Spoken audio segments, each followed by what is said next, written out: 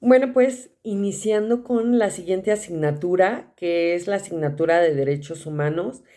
Esta asignatura, de manera general, consta básicamente de 4 unidades en las que vamos a ver las generalidades de los derechos humanos, cómo surgen los derechos humanos, cómo ha sido su evolución hasta la fecha, así como todos los instrumentos jurídicos emitidos a nivel internacional para la protección de nuestros derechos humanos.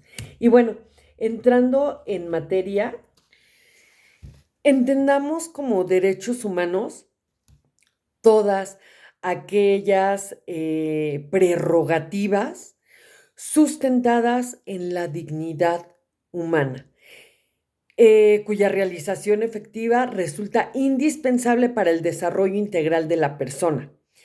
Este conjunto de prerrogativas se encuentran establecidas dentro de un orden jurídico nacional en nuestra Constitución Política de los Estados Unidos Mexicanos, así como en los tratados internacionales y las leyes. Este concepto tal cual es emitido por la Comisión Nacional de Derechos Humanos. Por tal motivo, entendamos a los derechos humanos en su concepto como todas aquellas prerrogativas, todas aquellas protecciones que se les dan a los seres humanos por el simple hecho de ser humanos. Y que bueno, como ya lo habíamos mencionado, los derechos humanos se encuentran consagrados como tal desde nivel constitucional, hablando del derecho interno, hasta tratados internacionales hablando del derecho internacional. Y vale la pena hacer una acotación respecto a los derechos humanos.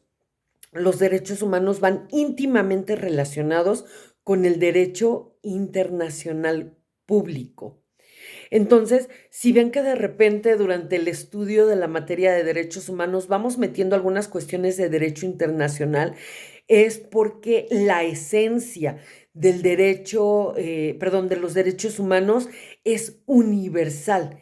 Esa es la idea, que los derechos humanos sean respetados a nivel universal, a nivel internacional, que en todas las naciones sean respetados los derechos humanos.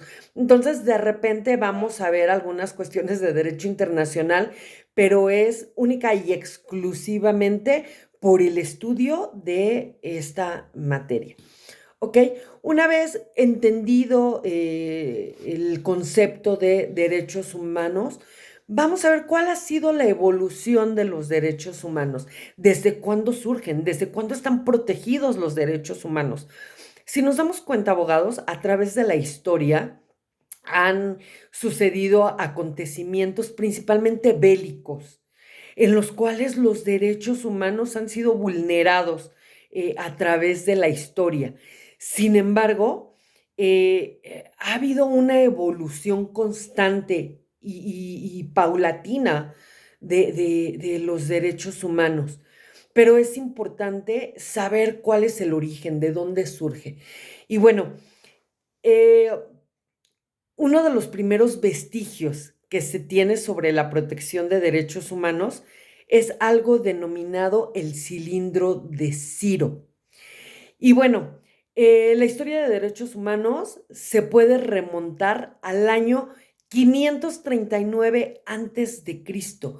Imagínense ustedes desde cuándo se ha venido pugnando por el respeto y evolución de los derechos humanos desde antes de Cristo, 539 en específico, con la conquista de Babilonia, cuando Ciro el Grande dejó en libertad a todos sus esclavos y declaró que todas las personas tenían derecho a elegir su propia religión.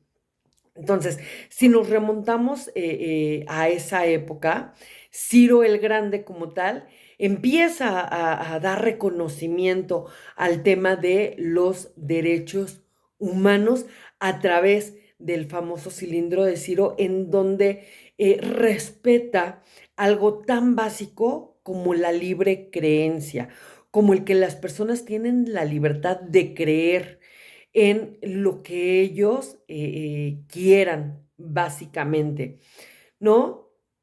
Este y otros decretos fueron grabados en un cilindro de barro, que ahora es conocido como tal, como el cilindro de Ciro. Como ya lo mencionaba al principio, a través de la historia hemos tenido muchos conflictos bélicos. El primero, o uno de los más memorables, es la Primera Guerra Mundial. Y bueno, para hablar del tema de derechos humanos, surge o se firma al final de la Primera Guerra Mundial. Se firma algo denominado el Tratado de Versalles. El Tratado de Versalles básicamente es el que pone fin a la Primera Guerra Mundial. Y básicamente el Tratado de Versalles manifiesta eh, el fin de la Primera Guerra Mundial y es firmado, perdón, en París en 1919. ¿Quiénes lo firman? Básicamente los países europeos, tomando en consideración que como es un tratado que pone fin a la Primera Guerra Mundial, pues tiene su origen en Europa, ¿no? ¿Cuál era el principal punto que se marcaba en el Tratado de Versalles? Primero, que Alemania tenía que aceptar la responsabilidad que causó con la Primera Guerra Mundial. Y ahí estuvo el gran problema. Y más adelante vamos a ver por qué. El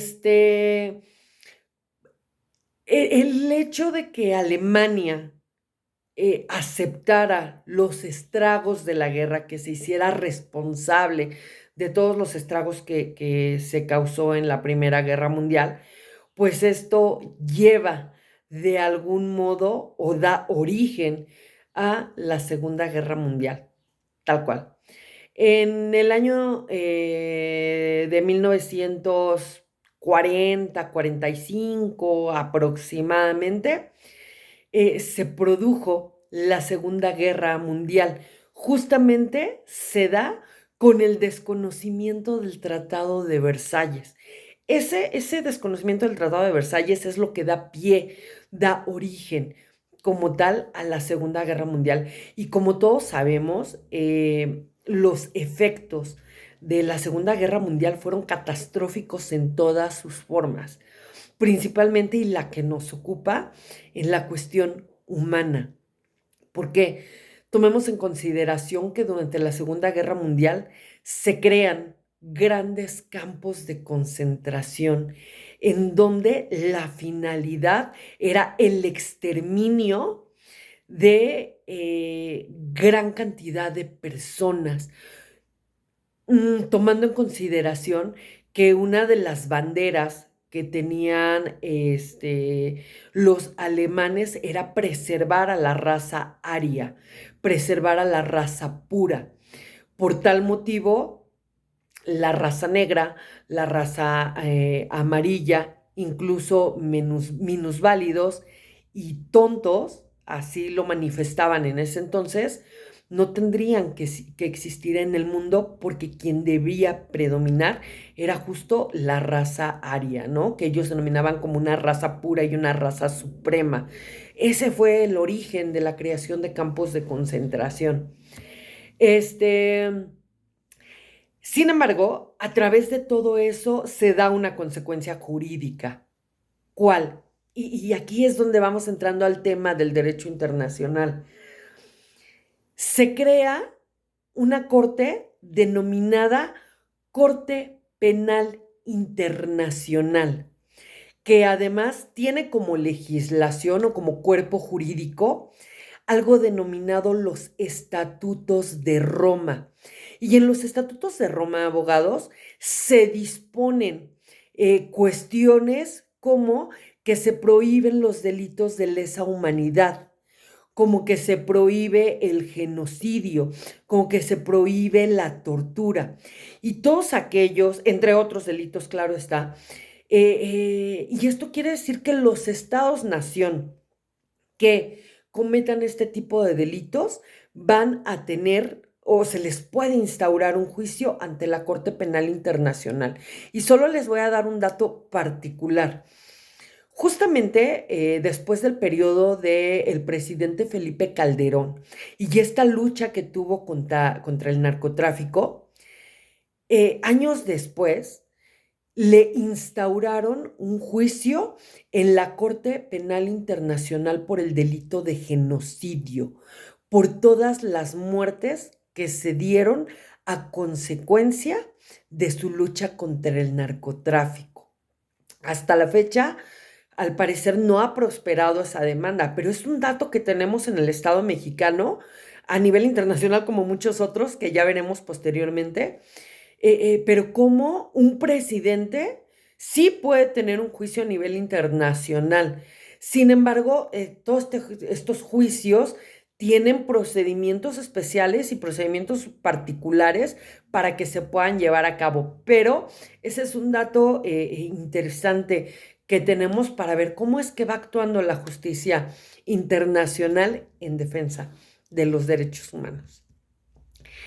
Eh, tenemos la historia de los derechos humanos que ustedes van a poder encontrar en la plataforma un video para que lo vean, lo analicen y realicen una actividad, pero ya lo verán más adelante. ¿Ok? ¿A qué llamamos instrumentos de protección? A toda aquella legislación internacional, ¿no? ¿Cómo se integra? ¿De qué consta? ¿Cuál es? Hay muchísimos instrumentos en todas las materias.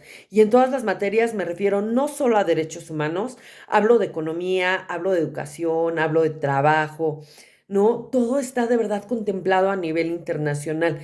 Y cabe hacer mención aquí una cuestión. Nosotros a nivel internacional contamos con la Organización de las Naciones Unidas.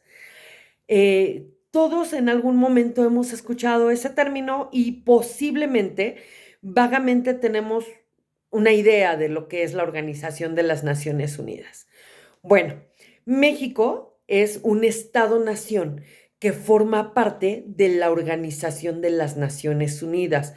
Por tal motivo, México se somete a las disposiciones emitidas por la Organización de las Naciones Unidas.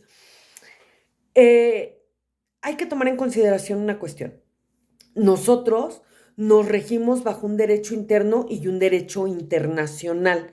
¿A qué nos referimos con derecho interno?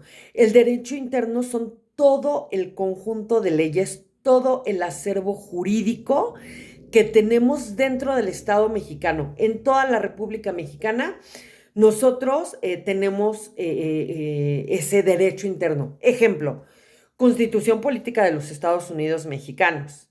¿Ok? Es un ejemplo. Nos regimos todo México, todo el Estado mexicano, por eso. Tenemos códigos, ¿no?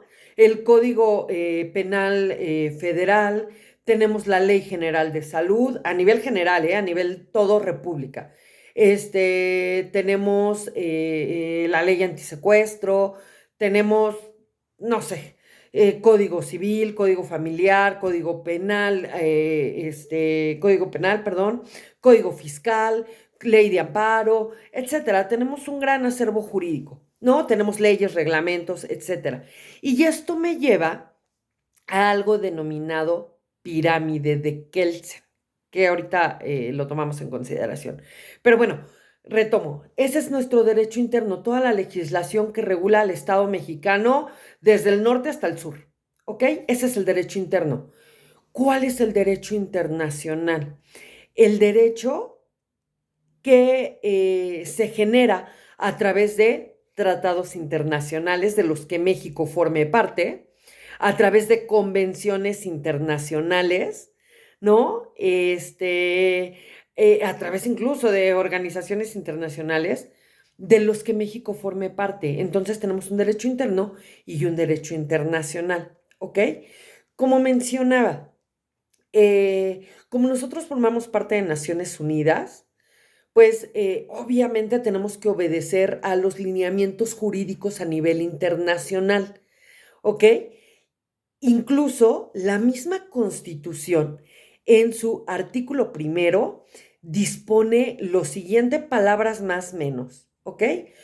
Todas las personas que residan en el Estado mexicano tendrán que, tienen, se les respetará, perdón, se les respetarán los derechos humanos y se tendrán que obedecer a las disposiciones de los tratados internacionales en materia de derechos humanos de los que México sea parte.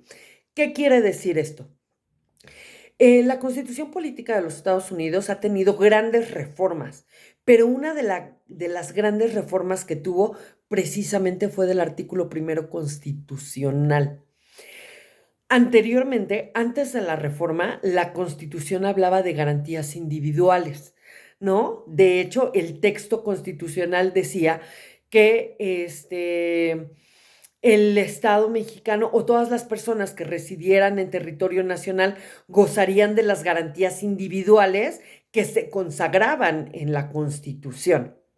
Y entonces, antes de la gran reforma, se contemplaban 4 garantías individuales, que era igualdad, libertad, propiedad y seguridad jurídica. Sin embargo, con la reforma constitucional, ojo, no quiere decir que eso quede invalidado. No, de algún modo las garantías individuales sí desaparecieron, pero se unen en un tema de derechos humanos. Entiéndase, a los derechos humanos como el género y las garantías individuales como la especie, ¿ok? Retomando el tema de las garantías individuales, bueno, pues anteriormente todas las personas, todas, incluso los extranjeros, incluso todas aquellas personas que entraran de una manera no legal al país, como los inmigrantes, gozaban de las garantías que establecía la Constitución. Todos éramos iguales ante la ley, hablando de igualdad, hombres, mujeres, niños, extranjeros, todos, todos, todos, todos. Gozábamos de libertad, entre ellas la libertad de tránsito, entre ellas la libertad de profesar la religión que quieras, entre ellas la libertad de trabajo siempre y cuando sea lícito. Hablábamos de seguridad, pero ojo, puede haber seguridad pública, puede haber seguridad social, pero no hablaba de ese tipo de seguridad, hablaba de seguridad jurídica.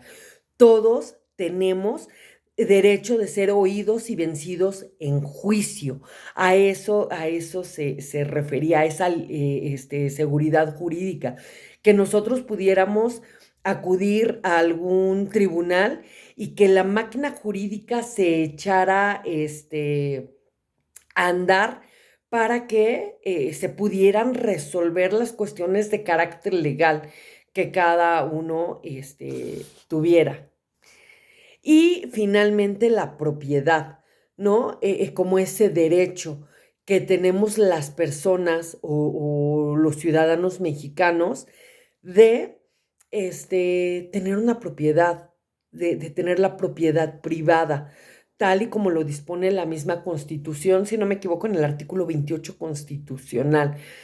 Pero bueno, como lo mencionaba, se viene esta gran reforma súper interesante y se retiran las garantías individuales, pero se incluye a los derechos humanos. ¿Y qué quiere decir esto?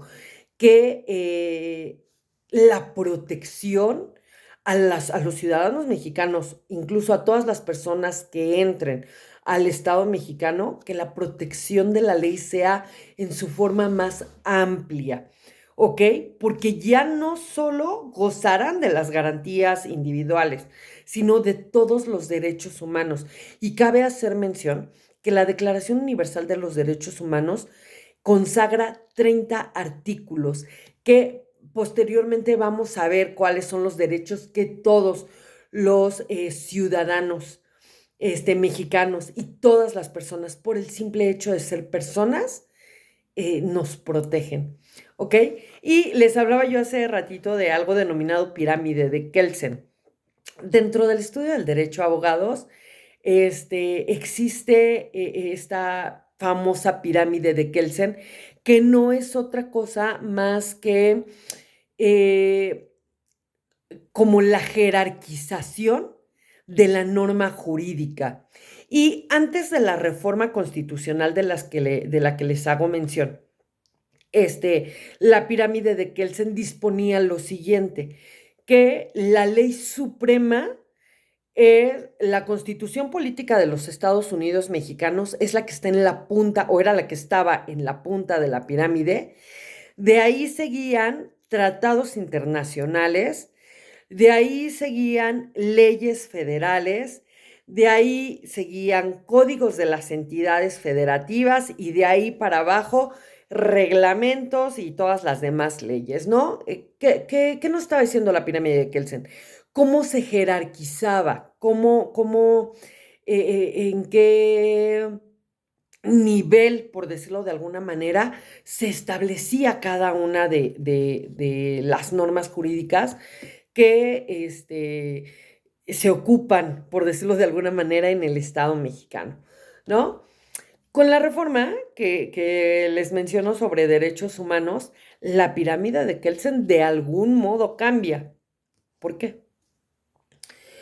Porque al mencionar la Constitución en su artículo primero, que todos tendremos que obedecer los tratados internacionales de los que México sea parte, ojo, lo que está haciendo aquí del texto constitucional es que está constitucionalizando los derechos humanos, pero además los tratados internacionales.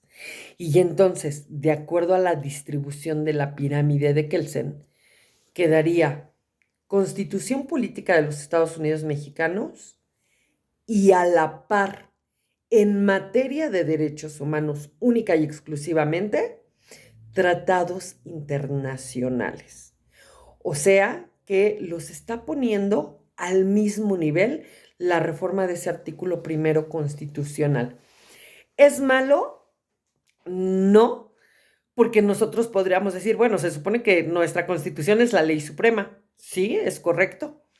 Sin embargo, en materia de derechos humanos, única y exclusivamente, los tratados internacionales tienen la misma jerarquía que la Constitución Política de los Estados Unidos Mexicanos. Y además a nosotros como estudiosos del derecho es una maravilla. Y les voy a decir por qué.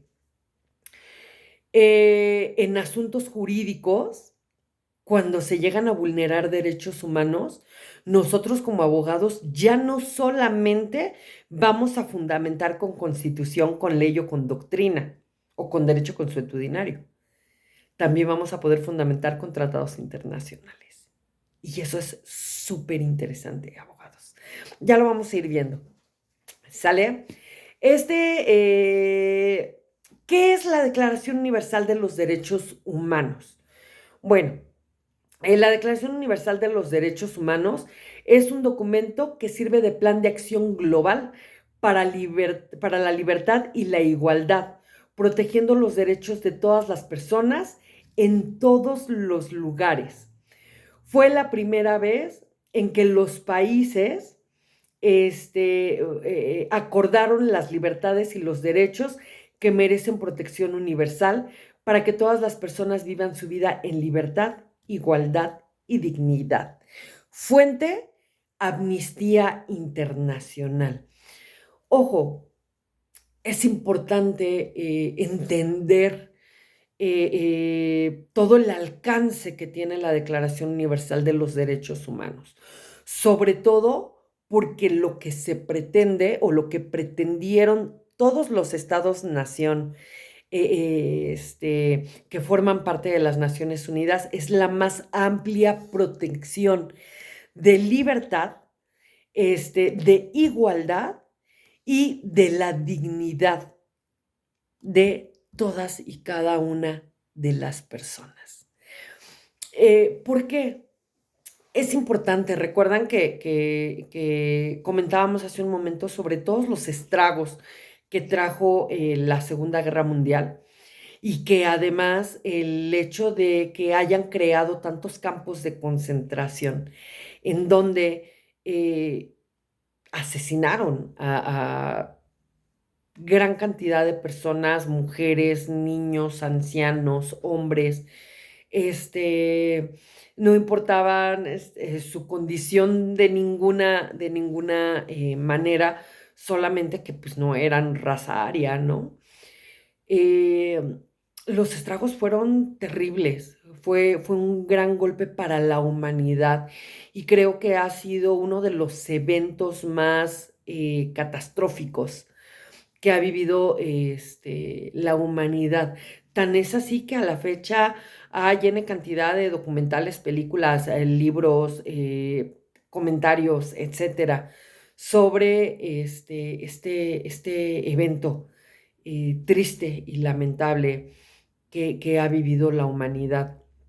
Y justo por eso, posterior a la Segunda Guerra Mundial, se crea la Organización de las Naciones Unidas con el único fin, primero, de evitar en todo momento que se vuelva a gestar una cuestión bélica con el impacto que tuvo la Segunda Guerra Mundial y sobre todo con las consecuencias y pérdidas humanas que tuvo la Segunda Guerra Mundial. Y bueno, justamente posterior a la creación de la Organización de las Naciones Unidas, uno de los primeros documentos que se redacta como tal es la Declaración Universal de los Derechos Humanos. Otro de los instrumentos internacionales que se crean y que son es de suma importancia por muchas razones, que además es uno de los sectores más vulnerables en todos los sentidos. Y bueno, se crea la Declaración Universal de los Derechos del Niño. En 1959, la Asamblea General de las Naciones Unidas aprobó la Declaración Universal del Derecho de los Niños. Y bueno, este supuesto jurídico tiene una gran aceptación a nivel internacional, tomando en consideración los principios fundamentales de los derechos de los niños.